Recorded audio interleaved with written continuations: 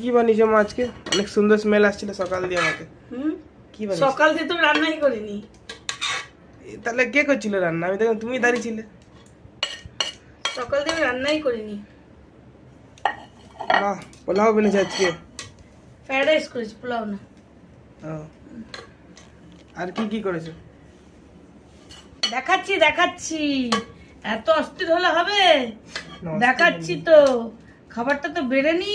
এখানে বন্ধুরা দেখতে পাচ্ছ এখানে স্যালাড আছে, অনেক সুন্দর করে স্যালাড কেটে রেখেছে দি ভাই, অনেক সুন্দর করে।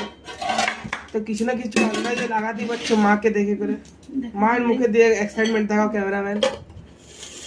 হ্যালো বন্ধুরা, শুভ দুপুর।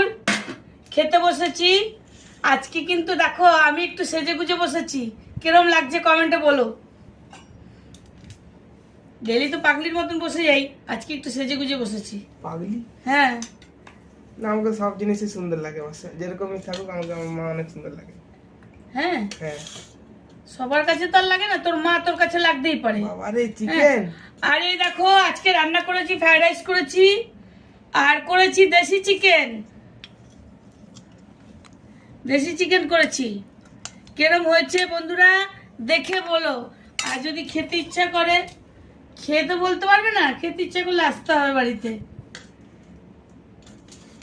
কিরম হয়েছে না হয়েছে বললো বন্ধুরা। এখানে আজকে আমাদের মহাভোজ চলছে। যাকে ইচ্ছা হবে, সবাই তো বলে যে আমাকে ডাকো না আমাকে ডাকো না, কিন্তু আমরা ডাকি। এটা একদম ভুল কথা যে আমরা ডাকি না। আমরা গরমে তো কিছু এটা তোমাদের দোষ যে তোমরা আসো না। তো দেখতে পাচ্ছ এখানে আজকে আমাদের ফ্রাইড রাইস আর চিকেন, এখানে আছে চাটনি আমের, অনেক সুন্দর আমের চাটনি করেছি, স্যালাড আছে, যার যেটা খেতে ইচ্ছা করে। জুসি আছে, সুন্দর আছে। ঠিক আছে বন্ধুরা, আজকের জন্য এতটাই। তো মা তুমিও খেয়ে নাও তাহলে।